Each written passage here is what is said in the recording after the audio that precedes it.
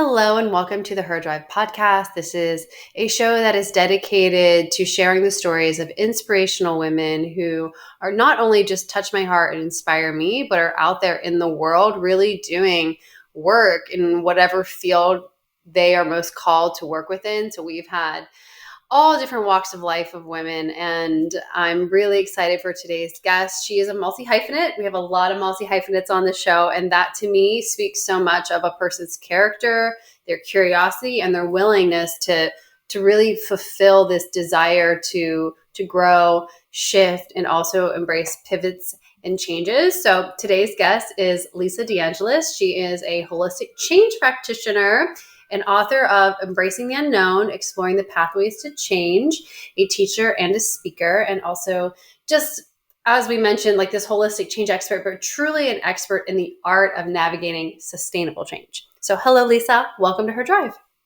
Thank you so much. It's really thrilling to be here. I love what you opened with about the multi-hyphenate thing, because growing up, I feel like it was a bad mark and people were confused when you showed up multiple things. Yeah. And that phrase always stuck with me, jack of all trades, master of none, right? Mm-hmm. And I don't know if you know the rest of that phrase. I have heard the rest of it, but do you know? I do. So I'm gonna share it for your audience though, because I forget it, but I know it's so not what we think it is. It's so not what you think it is, because you start off and you think, jack of all trades, master of none is oftentimes better than master of one. Yes. And I love that, because there is so much depth that comes to us as individuals. And I think we can offer to other people when we really embrace the fullness of who we are.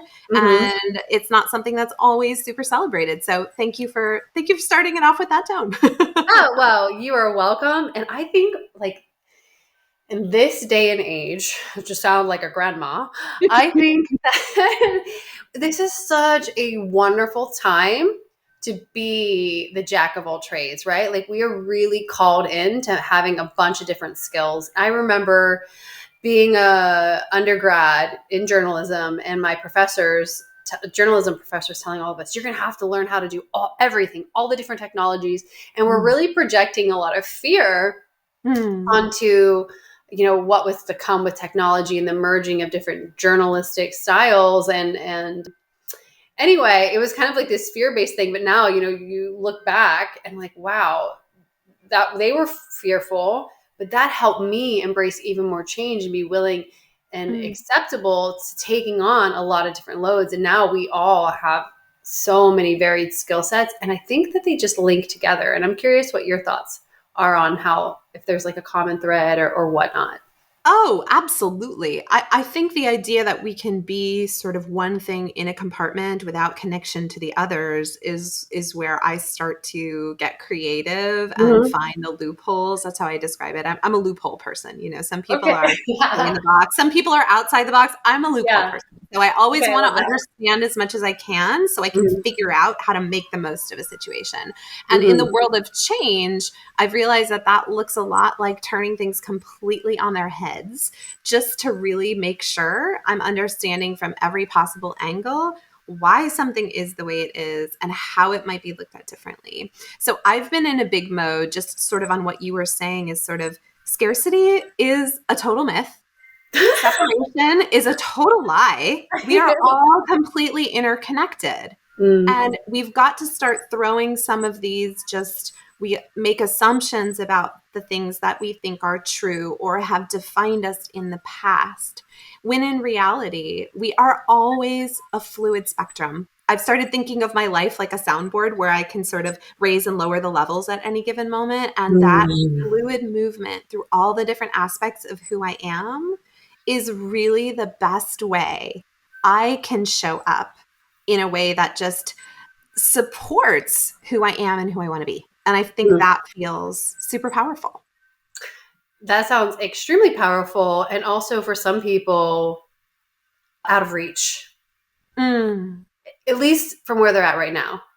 So I'm curious, how did you become a person who embraces this? Was this just like a natural gift? Did you have to go through some changes?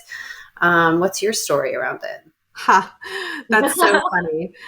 I like to think of myself as a person who has had a series of best laid plans that have not, in fact, gone according to best laid plans. Mm, And that has been challenging at a lot of moments in my life. And I like to sort of say that change just kept showing up at my door. And I just kept answering very annoyed and very frustrated and very confused mhm, why things just weren't more linear, more palatable, more. But I've come to realize that those are things that change is just inherently not. And I mm, had to really understand what my relationship with change was, is, and can be, and make peace with that in a lot of ways. And it doesn't take away the fear. It doesn't take away the challenge. I still have absolute barriers that I stumble up against on a daily basis.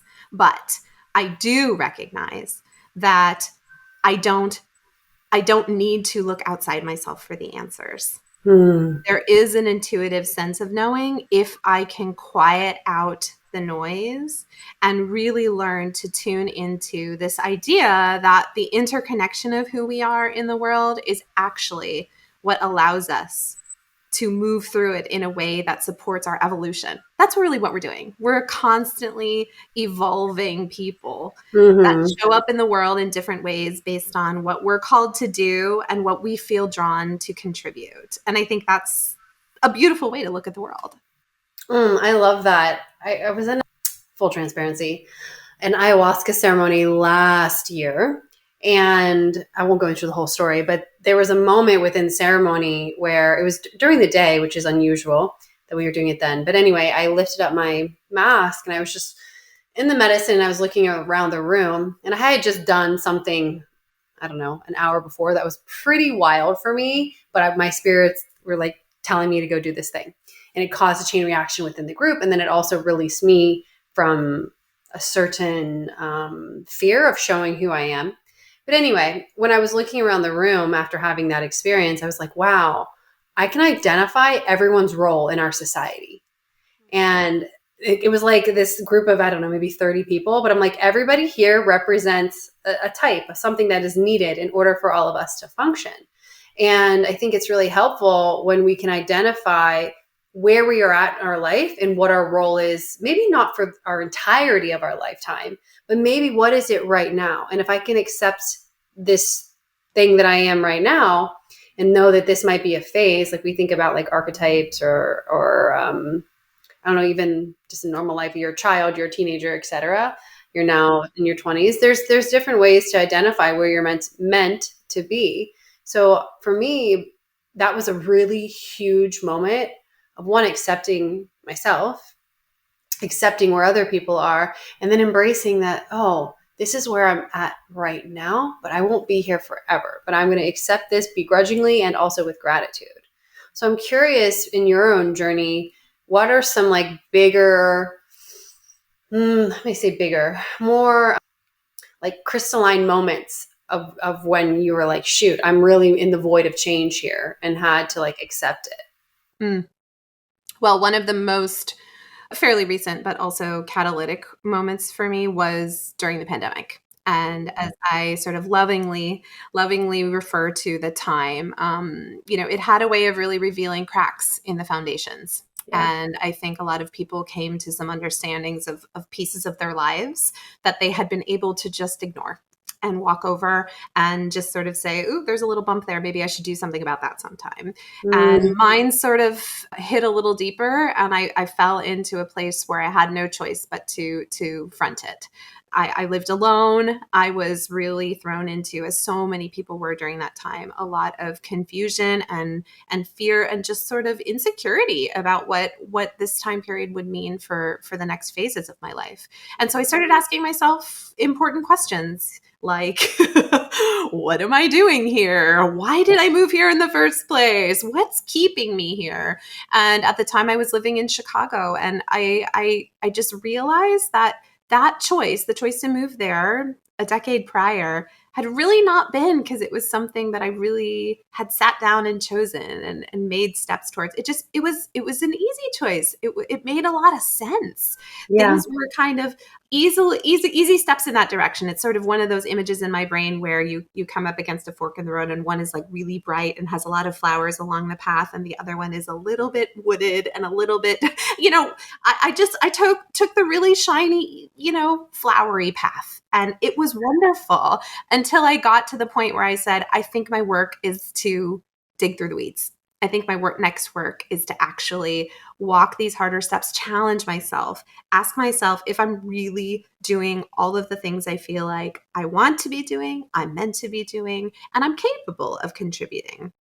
And so the answer for me was no, this is not the right place. This is not the right time. And you're not doing all that you are capable of doing. And I don't mean that in a bad way. It just was this very clear directional from my own self, from my internal knowing, to say, there's more. There's Yeah. more. And this is an opportunity if you choose to make it one.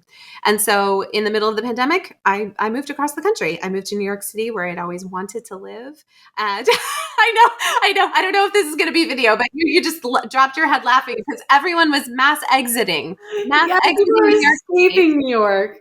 And I'm sitting here thinking, this sounds like the perfect plan for I love me. it. Oh my So gosh. anyway, that's what we did. And there's I think it's an Emerson quote that says something like, when you say yes, the universe conspires to make it happen. Yes. And everything transpired in 2 weeks.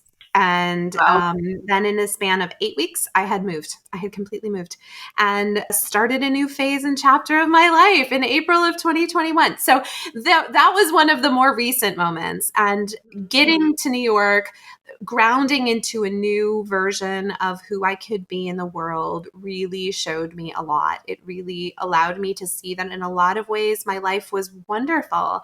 And I lived in a pretty tight box where I didn't Mhm. have a lot of room. I didn't have a lot of room to grow. I didn't have a lot of the right kind of community support around me that was really going to be calling me up into the next Yeah. versions of myself. And Mhm. that was a really big change. And so I jumped in with 2 feet first, and here we are 3.5 years later, and I don't have one regret. And looking back, it was really the catalytic moment I absolutely needed. Wow, beautiful. So what do you think it was about you, or yeah, I'll just leave it at that. That was able to answer that call and make that Mm. swift shift. I like to joke that I sort of need to be, hit over the head to really get the messages sometimes. Oh man. I have a very funny story, because there have been so many moments in my life where I have sat there going, I just need a sign. I just need someone to help guide me in the right direction. And there's this astrology app called CoStar. I don't know if Mhm. you're familiar Oh, I've with got it. it.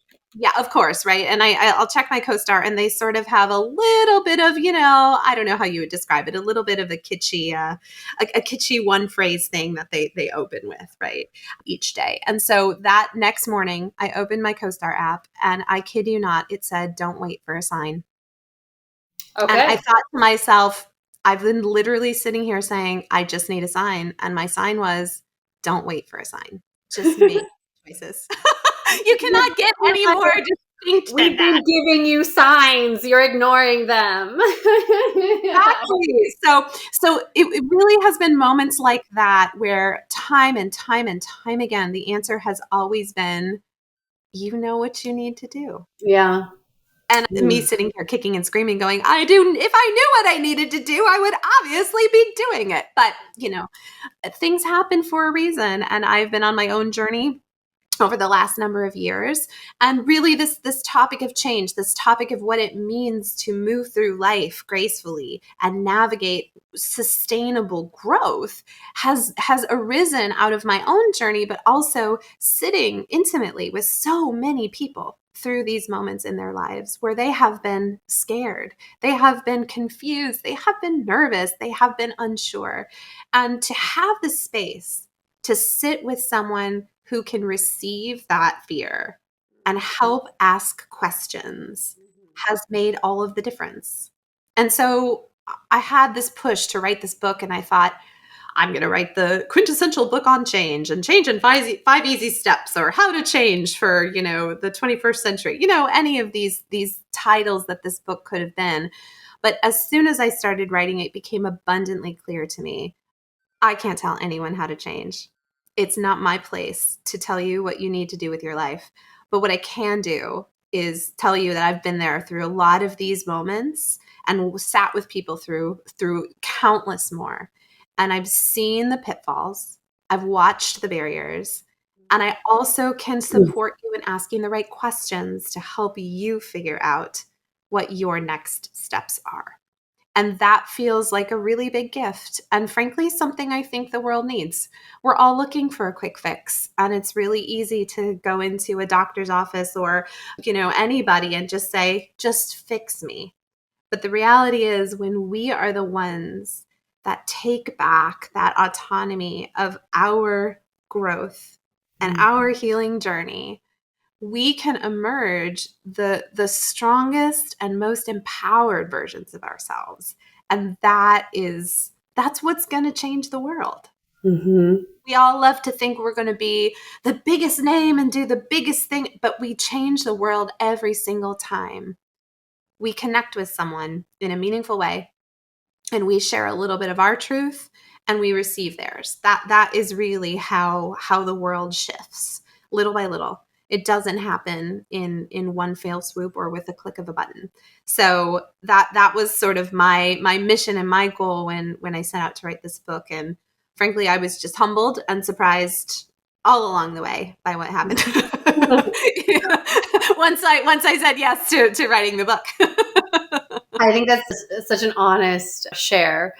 And I want to dive into all that you talked about, but I kind of want to talk about the process of writing, authoring, publishing a book. And, you had this idea to begin with, but then it morphed into something else. So I would love to know a bit more about that journey. Yes, absolutely. Well, I joked that I started off to write a very specific type of book that I did not end up writing. And I want to be clear, it's not because I couldn't have written that book.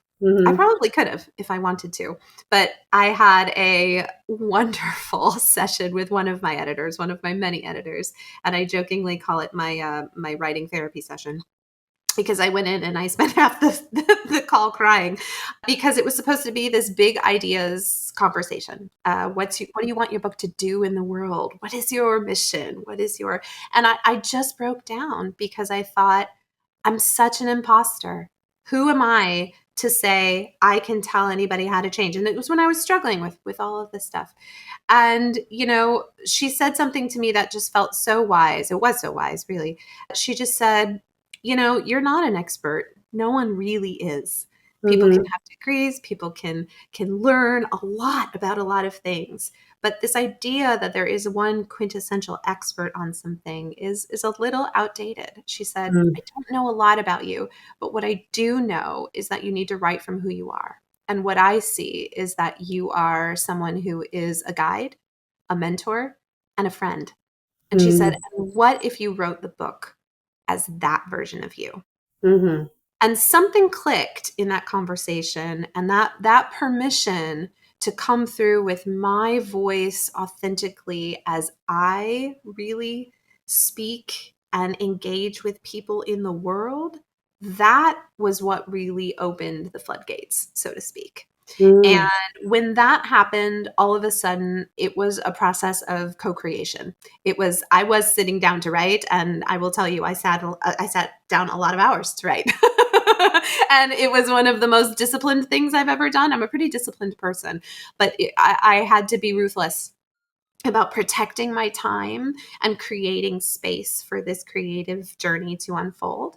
And I would sit down for 6 8 hour sessions, sometimes on a Saturday or Sunday, and I would just start writing, and I would sit back at the end of it and go, okay, great, I wrote a chapter, but I could not have told you in that moment what I wrote. It was moving through me. It was coming out as if it had been being formed on the inside and through else, and then just emerged. Yeah. And that was a beautiful part of the process, because I'd love to tell you that I am the one who sat there and masterminded every single word. But the truth is I was just utilizing what I'm here to do through the medium of these words. And Hmm. that was really cool. And it even went further than that. Once the book published, I struggled a little bit with some of the algorithm ways that one can do certain things, right? Like there are formulas for how you become an Amazon bestseller and how to achieve this and how to do that. And I really didn't feel great about shortcutting how this book was going to show up and trying to use back cheat codes, so to speak, to try and skirt the system or play the game. And so I Hmm. thought, you know what, I'm going to be honest with myself. I'm going to be authentic to who I am, and I'm going to let this book do what it needs to do out in the world. And in its first week, it was the number one new release in the personal transformation and spirituality category on Amazon. Amazing. And I Hmm. didn't try to do that. When I saw it, I literally sat back and I thought, oh, the book did that. That was what she wanted to do. Hmm. And she has a mission, she has a purpose, and really it was just my job to co-create. And that feels like a really cool gift. I just want to pause, like have a moment of silence for this. So, for my friends who are in the spiritual world, I think you're probably tapping into what I think occurred, right? Like you channel the book, you allow the book with its own words. You're using personifying it with the she, the gender. Like this is what she did, and I Hmm. think by doing this is just my opinion, and you can toss it out with the bathwater. But to me, it sounds like it was offered up, right? Like you surrendered into the session, allowed the words and energy, of course, to come through your intellect and your body and all of that, but then offering it out in such a way of like, I don't want to do this from a falsehood standpoint. I'm going to trust that you're going to do what you need to do. And thus, results come from that. And I think this is a part of, again, kind of going off in a tangent here, but I think this is the new world way of Hmm. interacting and the way that spiritual individuals are moving forward. And we're trying to figure out how much do we navigate and play the game of what structures man has set up now, and then what part of us actually follow a flow and an energetic allowance. And I have not heard anyone, and I know quite a few authors who've done well. I've not heard of anyone not playing the game. So I want to say congratulations to you for again trusting, your intuitive self. That's really powerful. Thank you. And just I feel the need to share this side, so to speak, of that conversation, because I think you're absolutely right, and I'm totally aligned with what you're saying. And I don't think it would have been wrong if I decided to move in a different direction of being called to write a different type of book, or a different, this was just, there were different directions I could have chosen, and I could have kind of forced my way into getting what I thought needed to be out in the world, out into the world. But for me, it goes back to, we really can never understand our impact in the moment, because that's not the point. The point is to experience the moment and let Mm. our impact resonate and ripple out on its own. And if we're really concerned with controlling our impact in any moment, it doesn't leave space for us to feel and experience. So if we're speaking about being in a world where we can be present and we can be alive and we can value authentic connection with other humans, other entities, other nature, any of these things, right? However we look at this, there is this moment of saying, I have to let go of my control of the result, of the impact, to say that I am going to radically surrender to this aliveness moment so that I can open up more possibilities than I could even decide. Because frankly, if it would have been left up to me to make all of these decisions for my life, I don't think I nearly would have ended up where I am. I think Yeah. I would have kept myself way smaller. And I think Hmm. I would have done a lot of things that were, quote, safer at the time. Because how could I possibly know how big I can dream when I've never been there before? Whew. I'm curious your thoughts on the correlation between the unknown and resistance to change. I love that question, first of all. It's so interesting because the word unknown is just so big, right? And when you say, especially when you say the unknown, the first thing that the first thing that pops into my mind is like a galaxy, right? Like this vast galaxy of just black and stars, and that's what quote the unknown feels like, Yeah. right? And for me, I think this one of these flipping things on their head moments is to say the unknown is anything we have not done yet. And it could be an unknown what this food is going to taste like because I've never tasted it before. And that's a really different unknown than the galaxy unknown that comes to my mind when that concept draws in. So I think it's a really important moment to sort of reset a reality frame around this concept of something that is unknown is automatically scary. Yeah. It is, there are layers and levels and a spectrum of unknown just like anything else, but we don't often take time to break that down. So I believe the resistance to change is related to this concept of unknown being so big and out there and scary and all of that, that's what creates this deep resistance. And the truth of the matter is this is also a biological safety mechanism because our survival brains viewed anything that was not familiar to our system as a threat. And the body is timeless. So our body does not know if we are living in a jungle running from a saber-toothed tiger or just had a really difficult interaction with our boss that left us a little bit charged. Our body doesn't know the difference. And so it is really important to level set sometimes with our physical systems and say, oh, this is just something I haven't done yet. This is not a galaxy that I need to explore right now. This is just one step I need to take. And that's a really big difference. And often what people realize is that the unknown is not the scary part. It's the decision to move toward it. Yeah. That's the scary part. And Mhm. that is actually that's a very small moment. It's a small choice. It's sort of like the lifespan of an emotion is actually quite short. But if we don't let the emotion run through our body, it perpetuates for days, Mhm. months, years, lifetimes, however we want to look at this, Yeah. right? But it's the same kind of thing. So if we let that choice moment be the thing that stops us from all of that, I was going to say unfair to change, like change is the person in the room. But it's really unfair to what the whole possibility of change is. Yeah. And I joke about that, but that's been a very real thing for me. I've started asking people, if you picked up your phone and you saw change calling, what would you do? How would your body react? That's a great visualization and like somatic practice. Right? Really Yeah. think about it because going like, oh God, change. Oh God, no, no, no, no. Should I answer? Should I answer? Should I answer? This whole, it's probably going to leave a message. It just this whole kind of mantra system that goes through our body related to this. But in reality, like, what if change was a friend? What Yeah. if change just consistently brought us more opportunities to level up? And frankly, we can say no sometimes.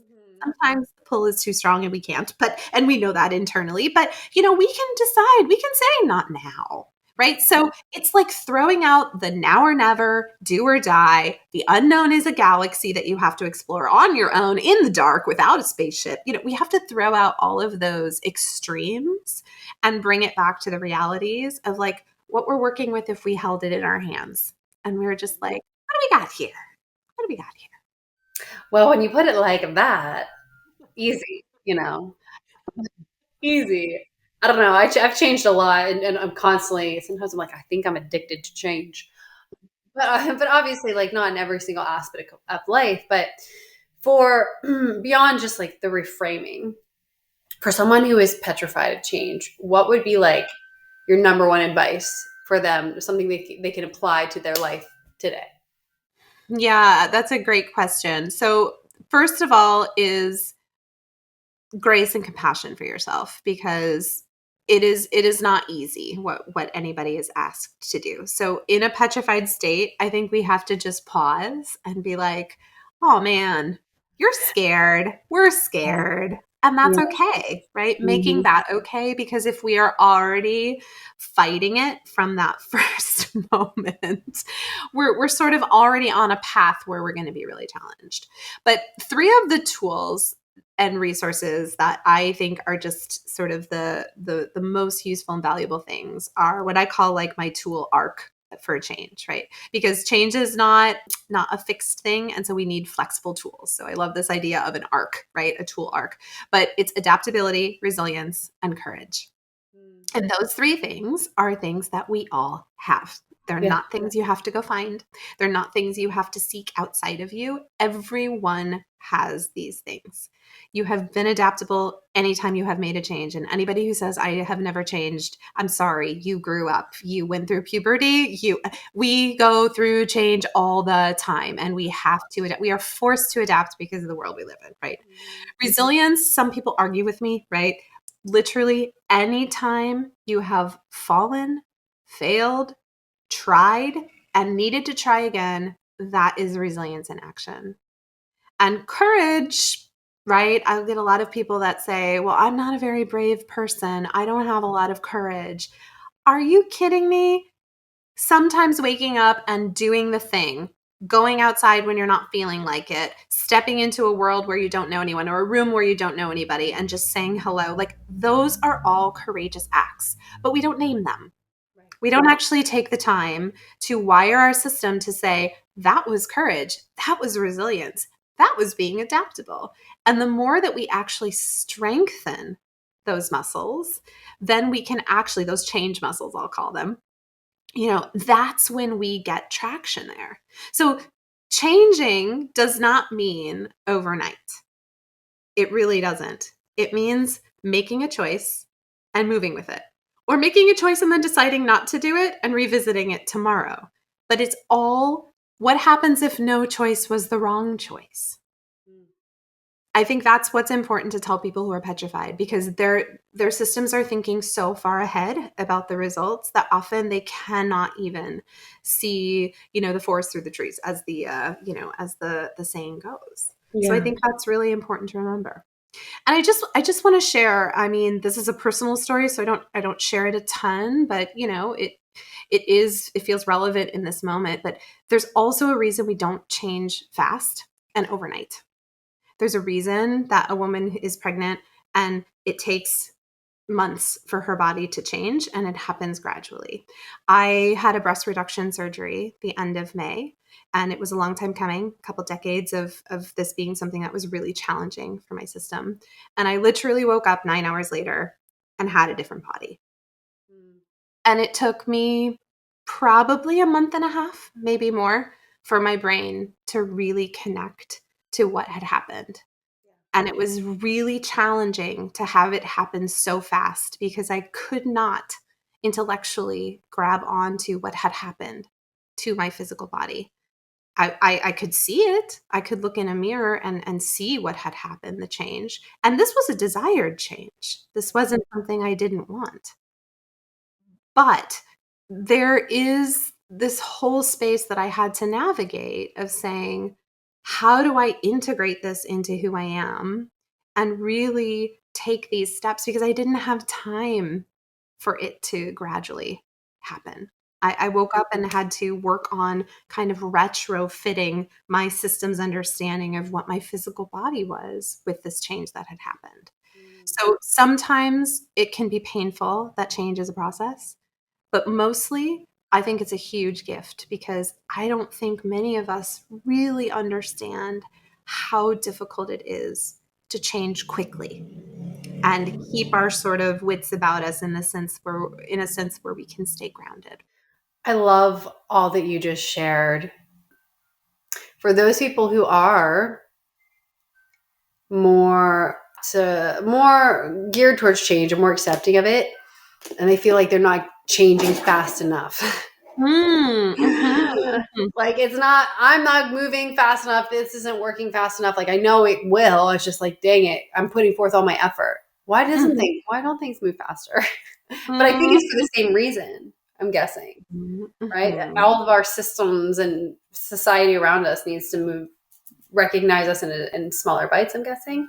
Is it a nervous I think system that's thing? What are part of these? it. I Yeah. think that's part of it, and I'm certainly I don't have an absolute answer on this, but I also think sometimes, like I said, we can't really see the whole picture.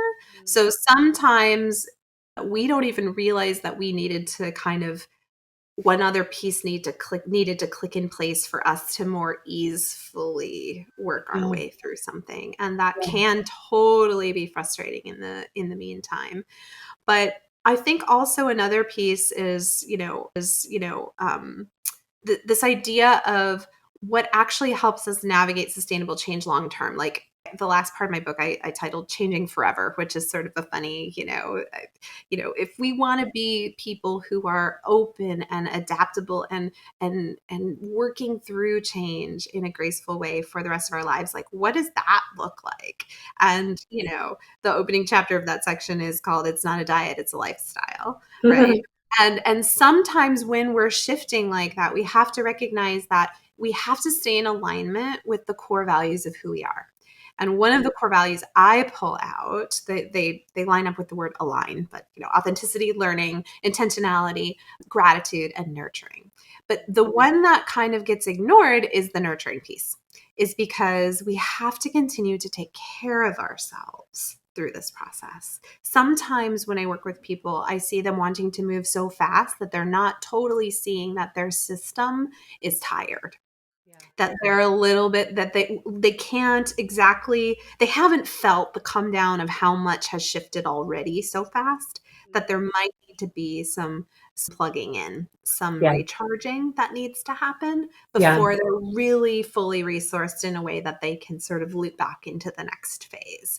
So I always encourage people to sort of remember that considering for yourself what it feels like to commit to a core value of nurturing yourself is really important to the process of change. And it's something a lot of us don't think about because change feels like doing, doing, doing.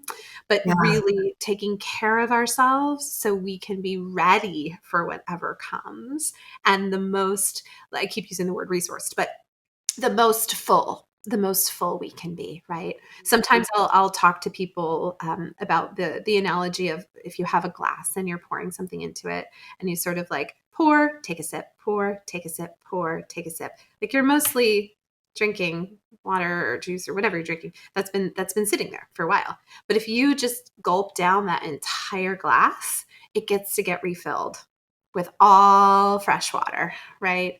And that gives us this moment to kind of go, it's really hard to drink a whole glass of something and not have that moment Right. where you sort of go, oh, yeah, there it is. So that's kind of how I'll talk about it to people sometimes, Yeah. is to say if we're very quick to just immediately refill Yeah. without fully kind of emptying out and refilling from the ground up, you know, there's just a moment there to say, where can that allow me to go next if I approach it that way? Yeah, that makes sense, and I love that you use sustainability and a holistic approach, because to me that sounds like we go very like earthy here, but it sounds like the cycles of nature, right? Like Mother Earth isn't always producing like fruit in one region all the time. There are these cycles, and the winter, the death that's happening there is actually like a germination of seeds, and you need that period of what looks like rest, and recalibration to come back up fresh and anew. And I know I've witnessed in myself and in others, we're just like sucking up with a big straw, like learn, shift, and make this change. And you mentioned it's a lifestyle, not a diet, right? Like in order for true change to be everlasting, right? I think it's these increments of shifts that occur. And then allowing for that moment to like look back and see where you were. So I love that we're going to be releasing this episode in the colder months in the Northern Hemisphere as a reminder to people, like maybe tap into to rest now. And it's so important to know that it's not happening. you're Yeah. still contributing Yeah. to the next phase. It is just an essential part of the next phase that we Yeah. don't value in our culture. No, I'm and that's so precisely it. Yeah, precisely. when people are like, go home and rest a little bit more. We never hear that. We Yeah, never, not in the United States. no. Well, not loudly. I think there's the soft whisper of it amongst us now. But for the most part, yeah, culturally, no way. Work harder, grind, like output. What are you producing? Let's see it. Prove it, prove it, prove it, prove your value.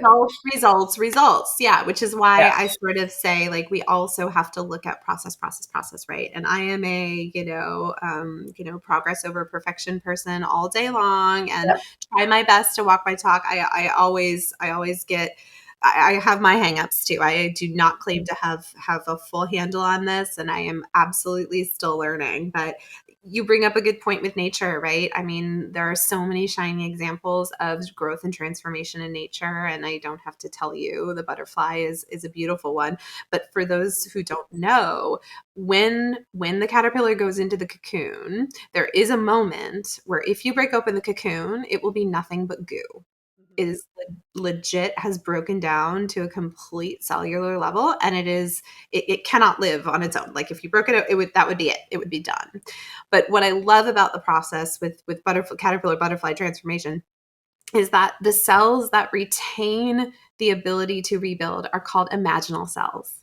And there's this idea of like they retain the possibility of what will become in the future. And this really is an important and necessary part of the transformation is complete breakdown. And so if we look at that as a bad thing, we're really missing an important step of when we can allow ourselves to completely transform. So it's a beautiful reminder, even though it can be humbling. Yeah, very much so. Very much so. Well, Lisa, if you could go back in time and give a younger you some words of wisdom, what age would you go to and what would you say? I think I would go to my 12-year-old self. It was the year that I took my first trip out of the country. I was in a children's choir and we went to Italy for 2 weeks, southern Italy. It was a dream of a trip. I remember it really vividly. But I had no idea how much saying yes to something I did not know would change the course of my life. Mm. And I think I would tell myself to lean into those moments with all of your quiet strength and to really look for the wonder in every single choice that you make, because there really is no wrong choice if it moves you. And there is that belief. I spent so many years worrying about making the right or wrong choice, so much time. And I think if I could change one thing, it would be to really know inside me that none of those choices were going to be wrong. That would have opened up a huge aspect of my life much earlier. In retrospect, I think it all happens the way it needs to be, and this is where I need to be at this point in my life, and I'm very grateful for it. But little Lisa over there with her glasses and her braces and her awkwardly short hair, like it will change. I so want to see a picture of you from that time. I'll have to email it to you. I like I think when I was like 12 or 11, maybe a little younger, my favorite photo is like the ugliest picture of me of all time. Totally, Like totally. you look, my little ugly duckling baby, you're great. I love you so much. Like she's so cute. Right?